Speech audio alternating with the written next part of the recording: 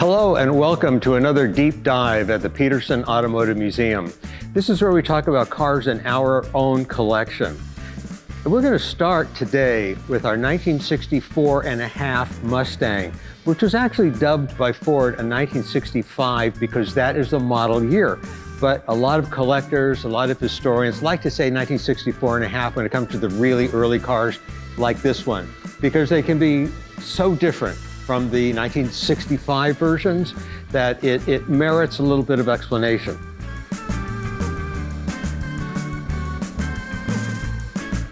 Now, the mid-60s was an interesting time for the automobile industry in general, and especially in America, because people were looking for something a little bit more sporty than Detroit was used to giving them. And that's when Ford decided, you know what, why don't we take our small car, it's already a nice size, the Falcon, get rid of the body, design a vehicle around the chassis, the frame, that is a little bit sporty, something you could dress up, something you could dress down, something you could option to your own individual taste. A V8, a 6, 4 on the floor, 3 on the floor, automatic transmission. It could be anything you wanted. You could even get a bench seat if you want in the earliest Mustangs. Now, the person that chose this car wanted a car that was a little bit under the radar, but something that was really performance oriented. So what they did was they ordered the high performance 289, and that came with special manifolding, it came with special exhaust, it came with a slightly higher compression, it came with 4-barrel carburetor, all of those special things to make it a considerable upgrade. Now, also keeping in mind that this was still 1964 and a half, we have an engine that looks quite similar to the 1965 version, but one glance kind of gives it away that it's a very, very early production, and that's the fact it's got a generator and not an alternator. Generators are less efficient than alternators, so for the 1965 model year, all of the Fords went from generators to alternators.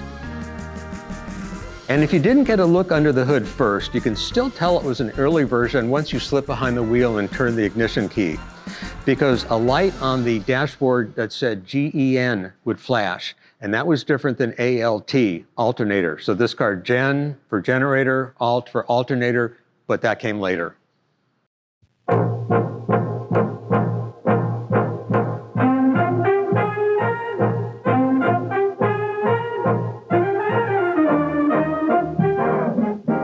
Coming April 17th, the unexpected, the new Ford Mustang. Now, General Motors may have built the first muscle car when it came out with the 1964 GTO in the Pontiac line, but Ford really opened up the pony car market. This was a car that was a little smaller than the average muscle car. It had a long hood, it had the short deck, it had those great proportions. It was a two-door. Subsequent pony cars included the Camaro and the Firebird, and the AMC, AMX, these other vehicles that came to the fore. But Ford was really the first when it brought out the Mustang. Now, the formula for a muscle car was big engine, medium-sized car, but that wasn't quite the same for what became known as a pony car, of which the Mustang leads the pack. The Mustang was had an engine that was intended for the car, but the high-performance version was a significant upgrade because it churned out 271 horsepower, which is a lot from 289 cubic inches. And you could tell this car was all business when you look under the hood. Look at the exhaust manifolds. They look like they're right out of a dragster.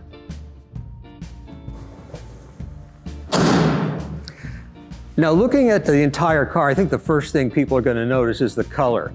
And it's a very 1960s color. I think they called it powder blue, but it was one of the pastels that was becoming popular in the day. Keep in mind that this is the beginning of the flower power era, when these kind of colors were finding their way onto different cars. You could get a turquoise. You could even get a Mustang painted pink. It was very, very, very unusual, the least popular color. But if you wanted one, you could certainly order one.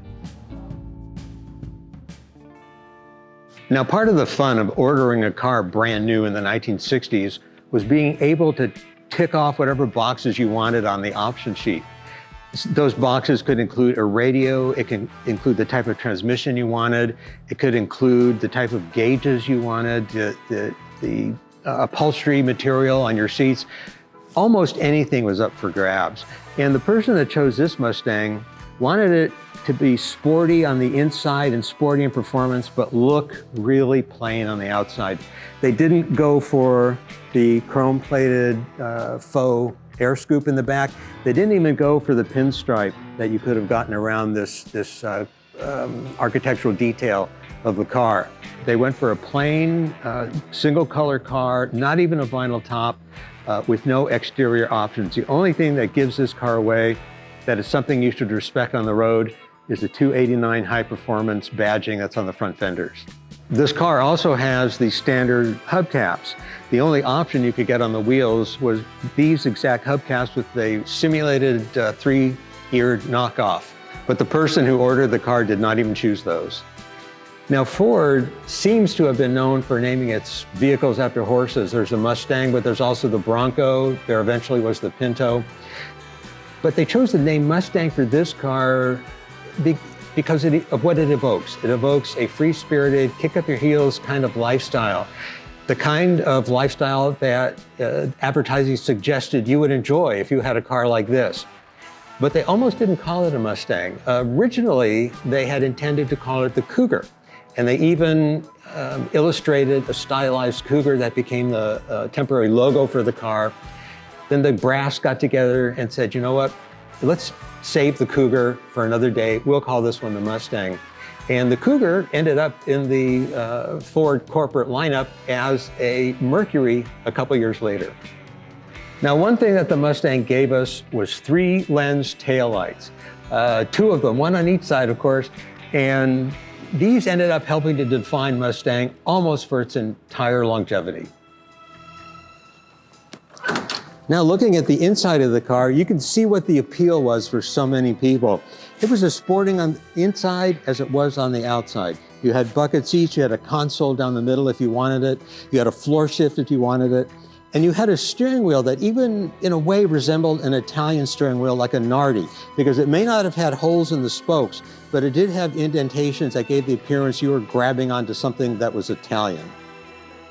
An option for these cars, in addition to the transmission, in addition to the engine, you could also get some interesting things on the inside and some interesting functional things.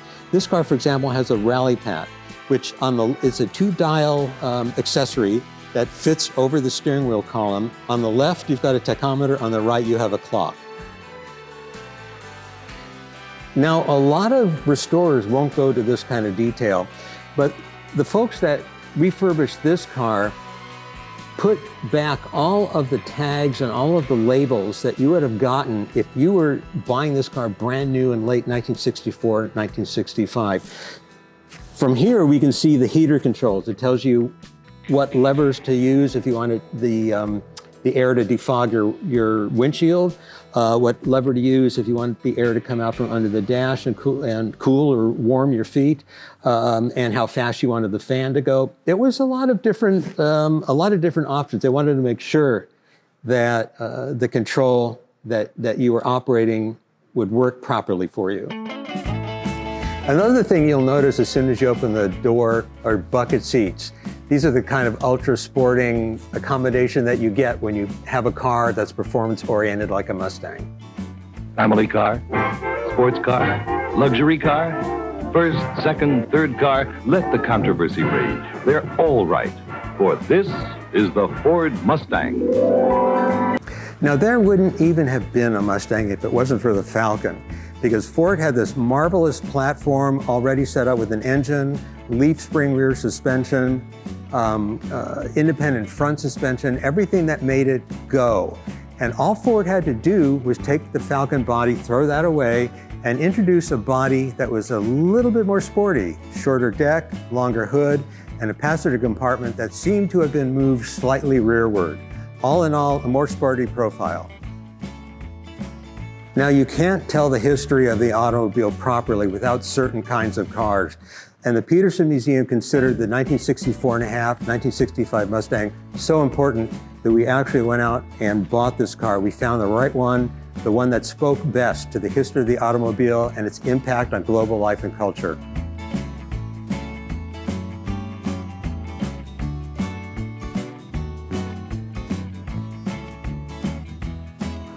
Well, thank you for joining us on another Petersen Automotive Deep Dive. My name is Leslie Kendall. We'll see you next time.